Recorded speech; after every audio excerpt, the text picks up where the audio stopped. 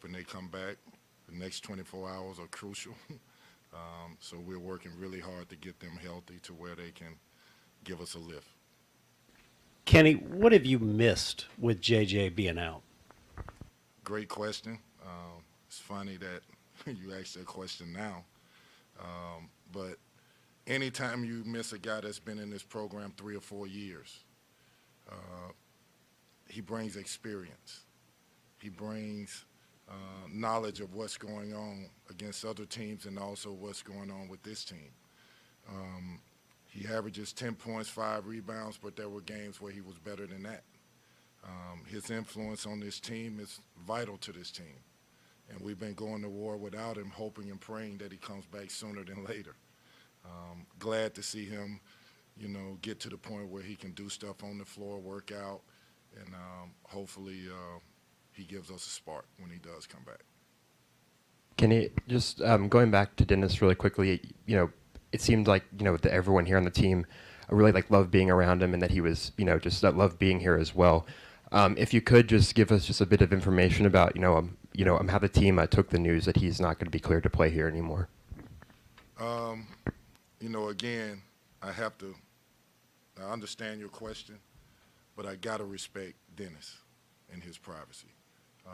Obviously, if I'm saying I love Dennis, you can imagine what his teammates feel about Dennis. So that's the extent of what we're going to say about it. Kenny, you've talked about the margin for error being small with this team and with the group. When you get one injury, it's one thing, 2, 3, 4, it leads up. How have the other guys mentally, how have you dealt with that with those guys? Because you put more on other guys when you don't have them. I try to have a philosophy of next man up. We're playing very good teams.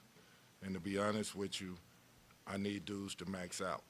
I need dudes to have special nights to lift their team up, not just to be average or just good enough.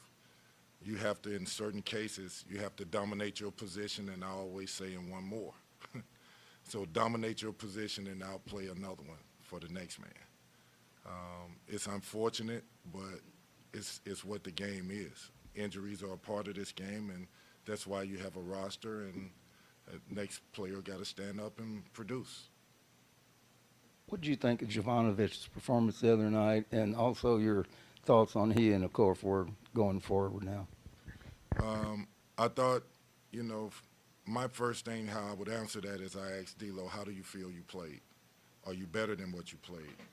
KP, I'm a lot better than what I played. Okay, I believe that. You did some good things, but you also defensively had some lapses. We need to cure that up. We need to shore that up. We need to make sure that you're on the floor, you understand what your role is, what your job is, and you play with confidence and you play comfortable.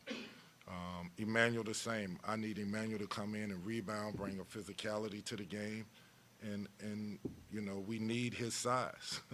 A lot of times in the Virginia game, you look at it, we're inside position, and because they're bigger, they come up with the ball.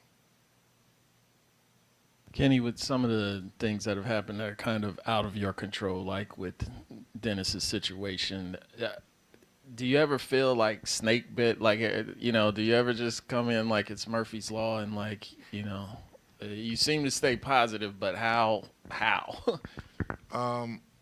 Good question. To be honest with you, I think you have to believe in what you're doing.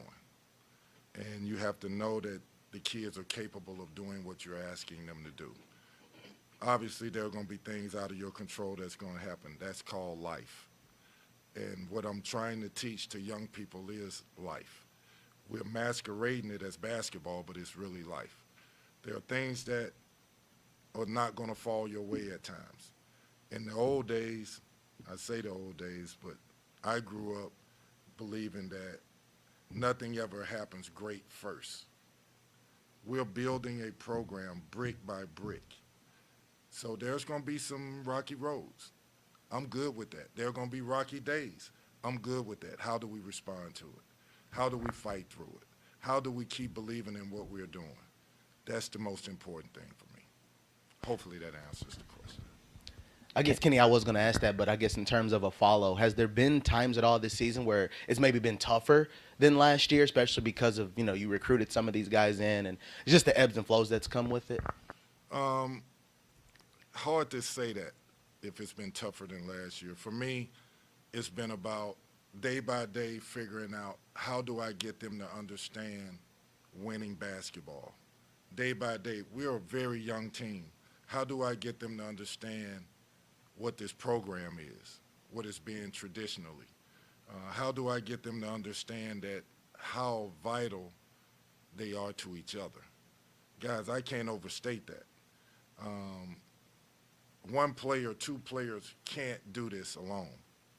It's going to take every single guy that has a jersey on his back to come in and give us something every single day, give us something positive. And for the younger guys, for them to learn, they're getting a vital, vital education on college basketball at a high level. And they have to learn on the fly, and they have to come in every day and digest what they're learning and try to get better at it every day. As far as your matchup with Pitt tomorrow, both of you guys looking for their first win in ACC play. They played pretty efficient defensively, and your offense hasn't quite put it together yet. So what does the preparation look like for a matchup like this? Well, first of all, you hit it on the head. We both need wins bad. They're a unique team in the fact that they're going to shoot right at 33s a game, probably try to get 30. They're very good in isolation ball. They're very good in transition. They make nine threes a game. They average 15 assists a game. They're a good team. They're a well-coached team, and they fight. They're scrappy. We have to match their energy. We have to surpass their energy if we want to win. It's not going to be easy, but we're capable of beating them. Kind of to follow up on how the players are mentally taking the losses to the roster, as well as the building losses. You bring up a lot of questions about how are they, do they understand the magnitude of what's in front of them and stuff. Are you starting to get some of those answers? Are you seeing guys kind of like, okay, the light bulb may be going on, or you think there's still a lot to be learned? Well, when you look at the way that we look at it as a staff, we break down the games. And when you break down a game and you see, okay, you take the emotions out of what you just experienced the game, right? So the game is over and you got what you thought the game was. So, for example, Virginia, initially I thought we played pretty good basketball for 12 minutes. Well, when I went through the game and looked at it, it was more like 15, 16 minutes that we were pretty decent. Well, what happened? Over a 2 or 3 minute period, it went from 8 to 10 to 17. Why did that happen? And you show them why it happened. Most of the time, it's a common theme. Turnovers, bad shots, lack of defensive intensity or attention to detail, or rebounding. So we have to shore up those things, and hopefully we can lessen that moment of a bad spell. Instead of 3 minutes, maybe it's 2 bad plays instead of 5. And learn from that, because those momentum changes, if they're that big, it's hard to recover. Kenny, I imagine in October you thought this team would be a lot deeper than kind of how everything has worked out. Do you have to live with mistakes now because you don't have maybe some of that luxury now? Good question. I try not to live with the mistakes. I address them. But the reality of it is, when you're so shorthanded, you have to find a different way. The bench isn't always the motivating factor, and that's how we deal with it. Yeah, just going back to the defense, it seemed like Wednesday that there was a lot of trouble closing out on threes, and you spoke to Pitt taking about 30 a game. Just how much of how much are you stressing that I'm heading into this game, just trying to get guys to close out with just having more intensity in that aspect? We have to contest shots. We have to keep the ball in front. We can't give them open threes. But the end part of that, the finished product of that, is finish the possession. If a team is shooting 33s, they're going to be long rebounds. That means guards have to come back in, and all 5 have to rebound. It can't be just 2 or 3 big guys. It has to be all 5. Guards and wings have to crash the glass, and we got to get out and run. I was going to ask you about Pitt's rebounding. Lead the league in rebounding. What do they do that sets them apart, do you think? Well, offensive rebounding, from what I've seen so far in the 3 games that I watched, consistently they have 2 or 3 guys that go to the glass every single possession, and they go hard.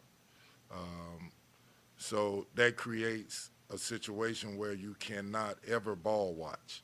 So the ball goes up, they shoot it, and you go to look up at the ball, somebody's crashing. You have to go find a body. And if we can do that, and if we can do that consistently, we got a fighting chance. Rebounding will be a major key to the win of this game. Kenny, as the bench gets shorter, Caleb's minutes have gotten more. I don't know that you thought that at the beginning of the year. You kind of maybe trying to bring him along. What has he done good, and what does he still need to kind of work on now that he's probably going to be getting more as the year goes on? Well, he's learning on the fly. The thing that we know that he does well is rebound. We need him to be a little sharper and know exactly what we're doing on the offensive end. The unfortunate situation is, now we are playing him at some 5, and he's 6'5", 6'6". So he has to make that adjustment. Like I say all the time when I tell you guys, I wish I had 7 Mike James. Mike James does not care what position he's playing. He just wants to be on the floor and help his team win. Caleb now is having to be in that role, and he has to come in and help us with energy, fight, defense, and rebounding the ball. Kenny, some of the issues you described sound a little similar to the ones from last year in terms of the fight, things of that nature. How do you think you and the staff try to adjust, or how much do you talk about adjusting whatever it is you're doing to better connect with them to get that message across? Well, it's constant. Again, you're talking about, a very young team, first time being together,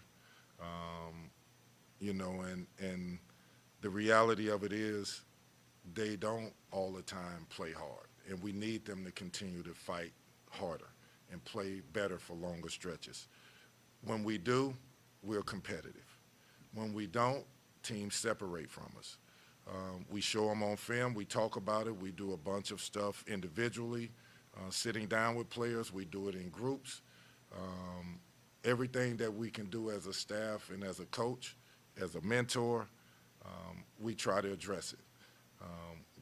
We do not ever want to leave anything unsaid that needs to be said, because the reality of it is, if we can get them to get over the hump, then maybe they never look back at it, if that makes sense. Once you get it, grab it, you never look back at what happened before. You got it, you move on, and you're a better player for it, and we're a better team. Yeah, you said after the game Wednesday that Brandon provided, some instant offense, but it seemed like, he didn't get enough touches there for stretches of the game. When you look back at the film, are there ways to do better of just, making sure he gets the ball in the post, or is that something that you're dealing with, because of the matchup against Virginia and just the way that they play defense? Well, Virginia did something that's the ultimate form of respect, and they trapped him every single time, pretty much. He caught it in the post. And so he created opportunities for us. The other thing that he did that was very good, that we should have capitalized on more, obviously throwing it to the post, they trap him, he dribbles out, we find open people on the other side. But also in ball screens, they hard showed, and he popped out and he caught the ball on the perimeter, and he made passes out of that. That's the sign of a growing young player, or a growing player that's not just a post player. Brandon is unique in the fact that he can really pass the ball, he can put it on the floor, and he's been in college 3 years. So he has experience now, and we're seeing the beginning stages of him blossoming into the player that we need him to be. All right. Thank you all. All right. Thank you. All right.